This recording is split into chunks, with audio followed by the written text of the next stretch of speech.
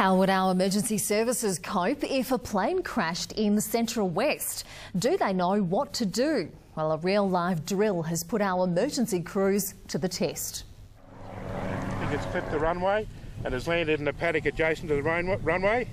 There's fire. Emergency services get the call. A plane's gone down. Firefighters rush to the scene.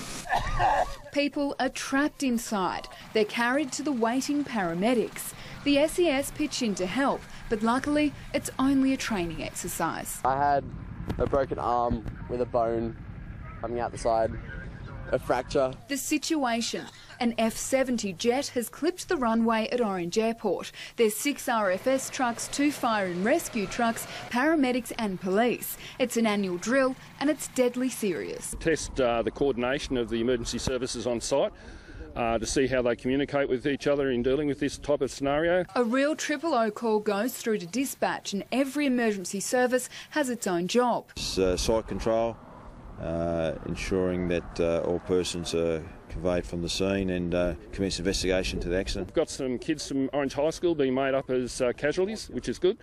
And all in all, there's about 70 participants today.